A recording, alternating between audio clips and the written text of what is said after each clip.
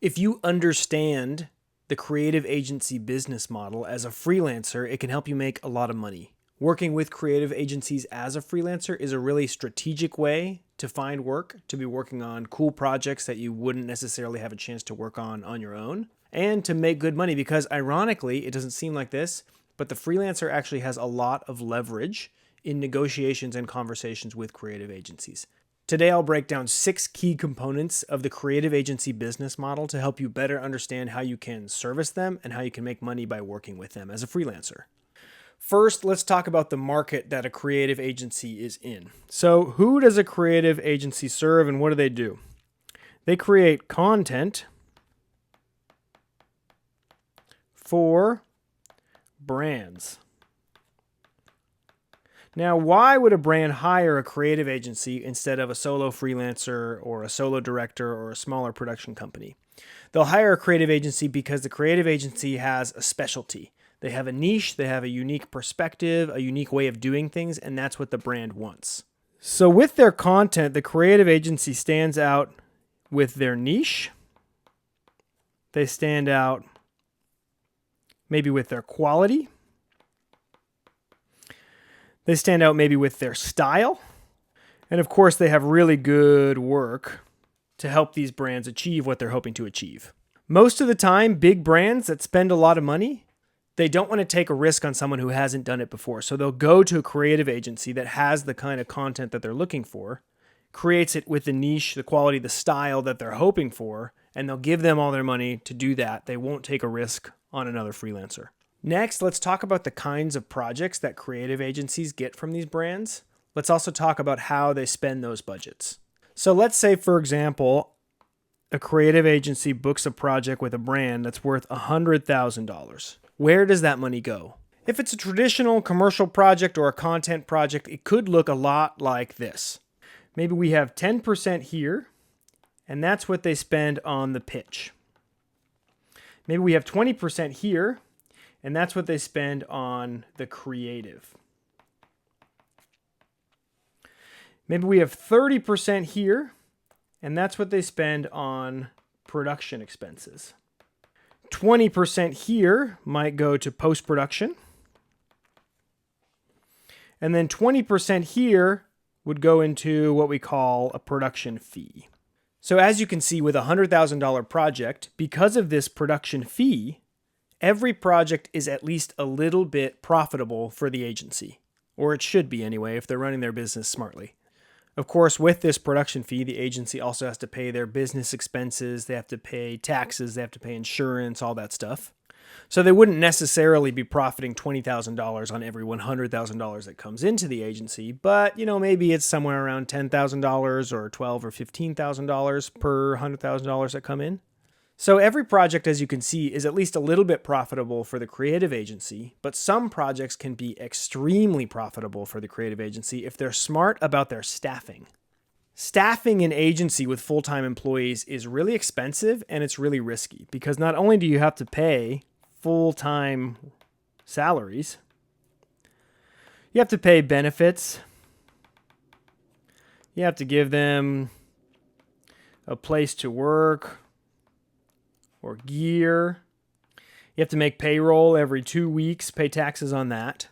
And you have to make sure you have enough work coming in so that if one project dries up, you still have enough money coming in to pay your full-time staff. So it's risky for creative agencies to do this. But if they have enough projects coming in and they can get their full-time staff to work on 2 or 3 projects at a time, the first project might look like this one that we broke down earlier. Maybe they're profiting 10 to 15%. But the subsequent projects, because the first project is already paying for the full-time staff salary, that stuff is just all profit. So definitely the most profitable way for a creative agency to run their business is to have full-time staff that works on 2 or 3 projects at the same time. One project pays for the time of those full-time employees, and then this time they spend working on the second and third project is all profit that goes back to the agency. But you need to make sure that you have enough consistent work coming in as an agency to be able to do that. So because of this, ad agencies, creative agencies, they're always in a state of growth. They always need to be pitching. They always need to be getting more work in order to have the kind of revenue to keep on a full-time staff, even if one of their clients drops them or if they lose one of their projects. I'm going to make a note of that here. Creative agencies need extra work. And this is where the opportunity comes in for you as a freelancer. So let's go down here to opportunities. If an agency is growing, then they will be taking on more work than they can handle. So this is the first opportunity for the freelancer. Agencies are always trying to make a good impression on their clients, especially their new clients. They hope they can make a good impression on one project in order to win more business from them in the future, larger retainer projects, to bring on more full-time staff, to make their business more profitable. That's the machine, right? If they're growing, they're taking on more work than they can handle. So that's opportunity number one. For a growing agency, there's always extra work. If their full-time staff is fully tapped out on their workload, they can't take on any more projects, but then an agency gets a potential new client for a short-term project or a new retainer, they need to bring on freelancers to do that work for them. Because the agency is trying so hard to make a good first impression, and because they don't have any other options internally to do the work, the freelancer can now charge a premium because they are, in essence, saving the day for the client. They're saving the day for the creative agency, helping them win a new client. So since there's always extra work, the freelancer can charge a premium. This isn't a big concern for people who are running the agency, the producers or the owners of the agency, because they know two things. They know, number one, the project will at least be a little bit profitable, assuming that the freelancer stays within budget of the project. And two, they know that this arrangement, them paying premium rates to freelancers, won't last forever. It won't last forever because one of two things will happen. Either one, the client will drop the agency, and then the agency will drop the freelancer. Or two, the client will give them more work, or they'll get more work from a different client, and they'll be able to hire a full-time staff member to do all of that work, and then they'll be making more profit on those projects. That's opportunity number one. Opportunity number two is that there's always more budget. If we go back to this potential breakdown of a project budget, you can see because of the production fee, there's always at least a little bit extra budget. They're going to be paying you out of maybe the creative budget or the production budget, the post-production budget, whatever you're doing. But because they have profit built into this, there's always a little bit extra budget, which gives the freelancer a really strong place to negotiate from.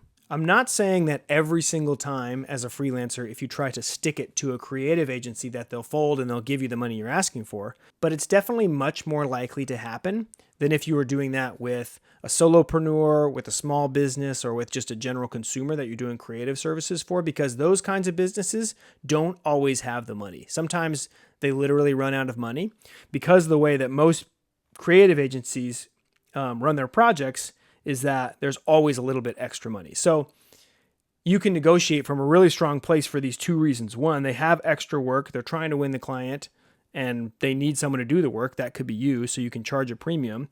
And there's always a little bit extra budget in there.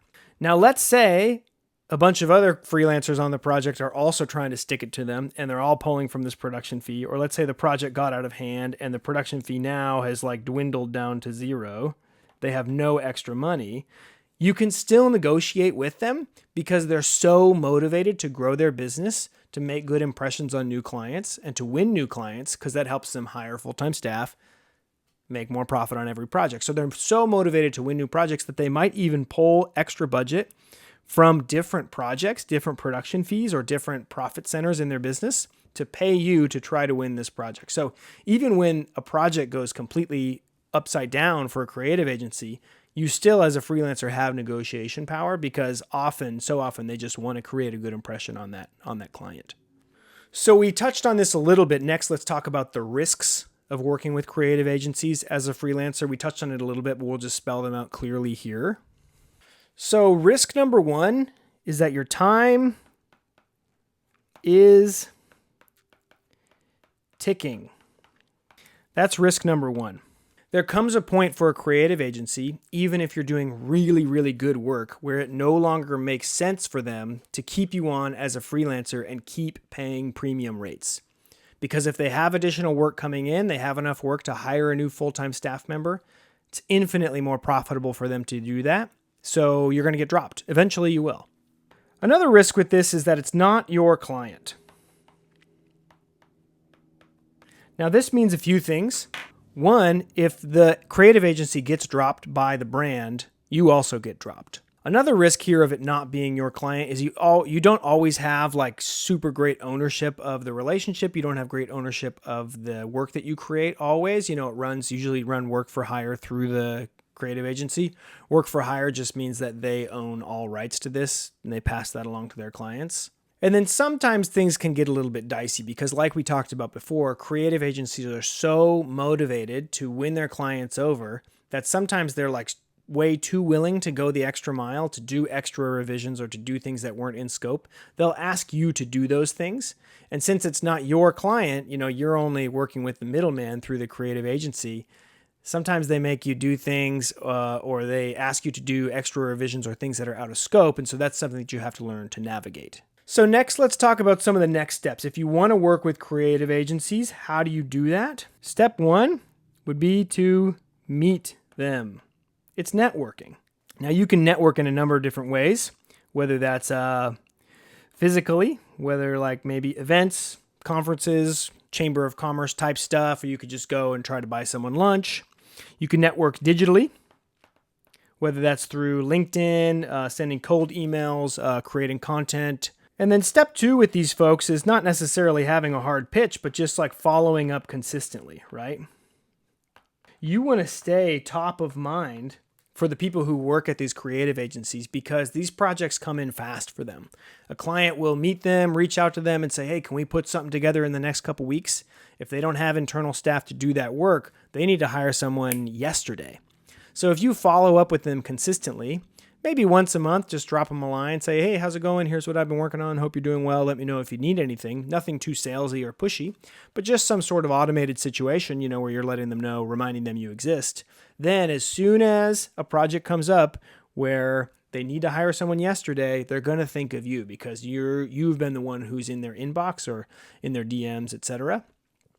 And then finally, when they reach out for you to do work, you just have to be ready to deliver a great moment of delight. Obviously, the kinds of things you should consider when you're working with them is how can I deliver stuff quickly, on time, high quality? How do I help them impress their client? Because that's going to be the kind of stuff that they see. That's the lifeblood of their business. So if you can keep that in mind, how do I help them impress their client? They're going to be really excited to bring you on to future projects.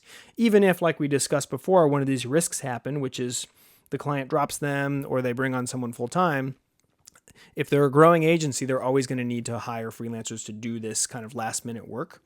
That's what allows you to charge the premium for it. So if you just keep that stuff in mind and make a good impression while you do work for them, over communicate, be really clear about what you're doing, stay on top of it, and just help them get a project out the door really quickly, that's going to be like a really great line of business for you. So I hope this was helpful for you. We can zoom out here and just take a look. We discussed the market that creative agencies are in, the kinds of projects that they do for clients, and maybe where that money goes, the staffing that they need to do, and then the opportunities for freelancers, which is you can always charge a premium and you can always ask for more budget. You can always negotiate. Of course, there are some risks, which is that as a freelancer with a creative agency, your time is always ticking and it's not your client. So there's some considerations there. But of course, if you want to work with more creative agencies, you need to network physically and digitally with these folks. Remind them that you exist. Be a resource and a friend for them. Eventually, the snowball will roll down the hill. You'll have more work than you can handle. If you enjoyed this video, I have a couple things that may be helpful for you. Number one is my freelancers only email list. This email is a short essay with tips and tricks and stories from my freelance career that I send to freelancers, an excellent group of almost 2,000 freelancers, every Tuesday at 2 p.m. It's totally free. We discussed this idea that I talked about in this video a few days ago in the email list, and we talk about a lot of other freelance stuff. So if you're interested in that, you can join it for free on my website. The second thing that may be helpful for you is my book. It's called What Gives You the Right to Freelance. This book came out just over a year ago. It's 50 short chapters, more in-depth stories and lessons and breakdowns for freelancers. It comes in 5 parts. Part 1 is about getting started as a freelancer. Part 2 is about pitching. Part 3 is about doing the work. Part 4 is about client care. And part 5 is about work-life balance. I've got this paperback. You can buy it on Amazon. It's also available as an audiobook wherever you listen to audiobooks. It's on Kindle as well. So if you're not based in the States and you don't want to pay outrageous shipping costs for the paperback, you can go pick up the Kindle or the audiobook. Thanks so much for watching. I hope to be making more videos like this. So if this was interesting to you, please subscribe. Helps me out a lot. Thank you so much. I'll see you soon.